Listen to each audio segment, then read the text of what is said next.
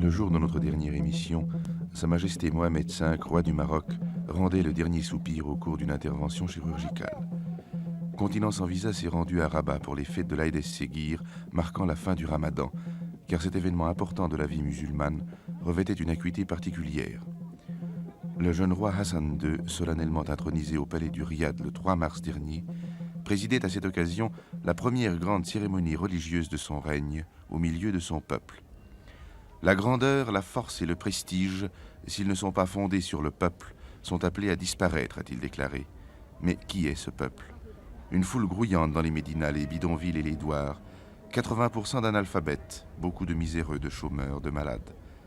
Ce peuple pourtant est gai, vif, accueillant, généreux. La diversité des races qui le composent est étonnante et toutes les couleurs de peau s'y retrouvent. Jeudi 16 mars, 2 jours avant la fin du Ramadan. Pendant la journée, personne ne doit boire, ne serait-ce qu'un peu d'eau, ni manger, ni fumer. À la tombée de la nuit, les familles se réunissent les unes chez les autres pour des repas qui se poursuivent tard dans la nuit. Cela dure pendant 29 jours. Dans ces médinas surpeuplés, la vie n'est pas ralentie par le jeûne, on travaille. Le commerce et l'artisanat se pratiquent dans la rue, alors que retentit du haut des mosquées la prière du muezzin diffusée par haut-parleur. Vendredi 17 mars, Casablanca, dernier jour du Ramadan. C'est le Maroc moderne que nous avons voulu voir, celui qui se prépare par son industrie et son agriculture à devenir une des composantes essentielles du Maghreb.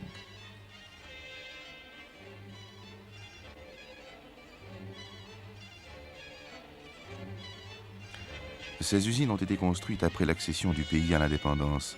Ce sont des entreprises marocaines qui fabriquent des camions sous licence étrangère. Le personnel est exclusivement marocain à tous les échelons.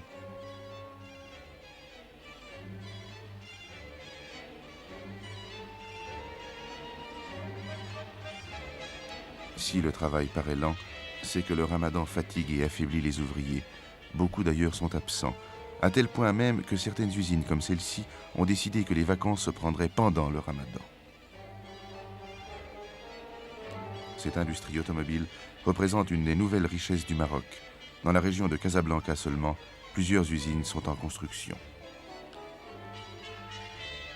À côté des textiles, des phosphates et bientôt des raffineries de pétrole de Mohammedia par exemple, l'agriculture représente la presque totalité des ressources du Maroc.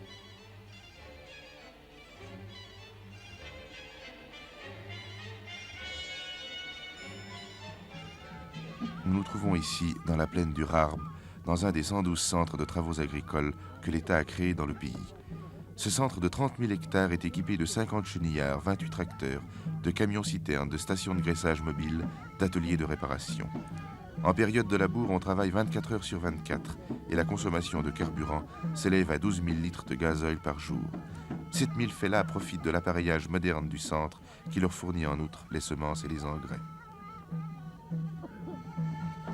Le Maroc fait actuellement un très gros effort pour remplacer les bidonvilles par des groupes d'habitation décents, équipés au minimum d'eau courante et d'électricité, premier luxe du Marocain indépendant.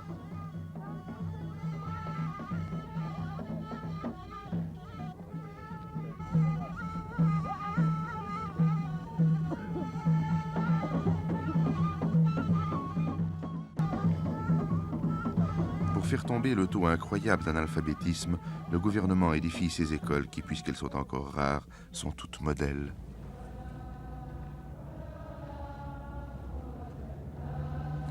Samedi 18 mars, premier jour de l'Aïd es-Séguir, c'est-à-dire de la fête qui célèbre pendant 3 jours la fin du Ramadan. Du fond de la Médina, la foule des hommes monte en chantant vers le palais royal.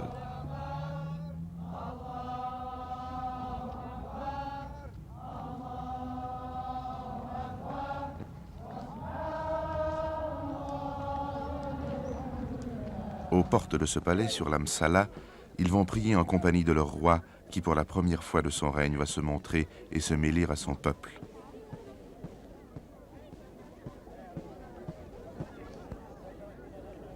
Si l'armée royale forme la première aide d'honneur, la seconde, la plus belle, est formée par les cavaliers des tribus venus des confins du pays.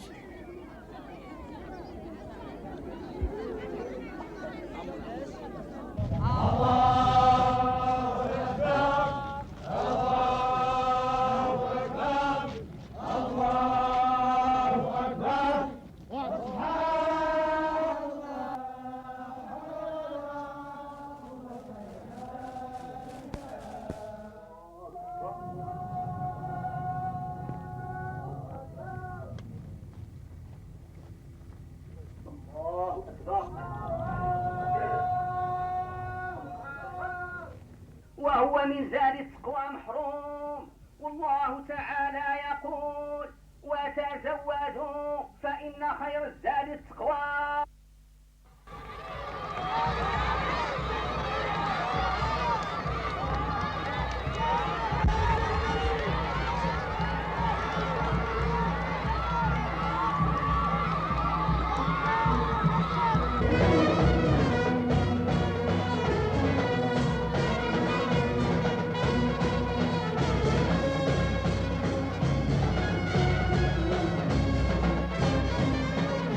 Dimanche 19 mars, deuxième journée de l'Aïd es-Séguir. Sur le Méchouer, la grande place devant le palais royal, la foule se prépare à assister au long défilé des hautes personnalités marocaines et étrangères qui vont venir présenter leurs vœux au souverain. Cette cérémonie revêt une importance politique très particulière. Elle se déroule à l'intérieur même du palais, dans la salle du trône, et le public n'y est pas admis.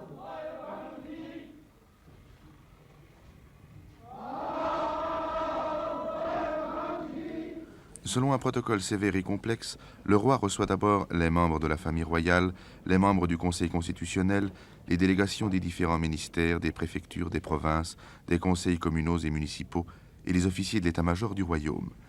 C'est là que nous assisterons à la réconciliation officielle entre le roi et M. Driss Mamdi, ministre des Affaires étrangères, leader de l'UNFP, qui est le principal parti de l'opposition de gauche.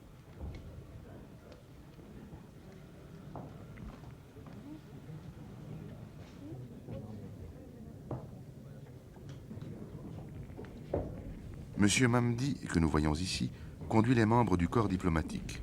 Fait significatif de la manière dont le jeune souverain entend gouverner son pays, le jour de la proclamation de l'Aïd es-Séguir, il autorisait la reparution du journal L'Avant-Garde, organe du parti de l'opposition, qui était interdit depuis plusieurs mois.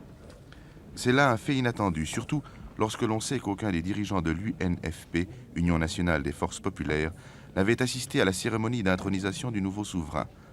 C'est peut-être le début d'un nouvel essor marocain qui pourrait aboutir à la présentation d'une nouvelle constitution élaborée par une assemblée constituante élue au suffrage universel.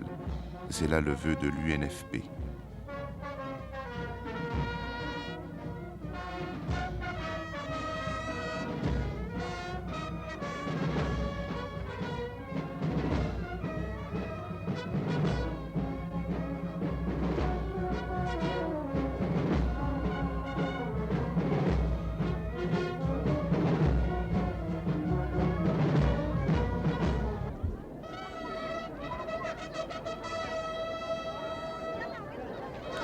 Lundi 20 mars, dernier jour de l'Aïd es-Séguir, le roi se rend sur le Méchouar pour recevoir les témoignages d'allégeance des chefs des tribus et des gouverneurs des provinces.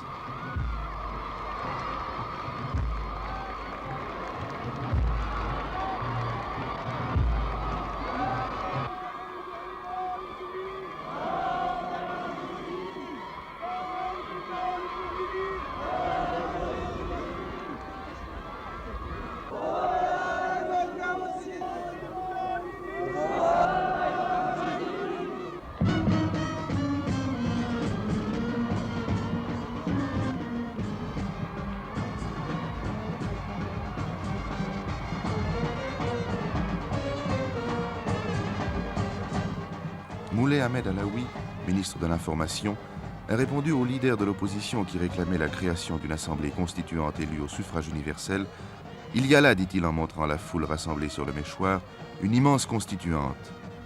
Cette constituante sera-t-elle d'accord avec cette interprétation? Nous sommes les témoins de la naissance d'un nouveau Maroc qui commence avec le règne d'Hassan II. Quel sera son destin ?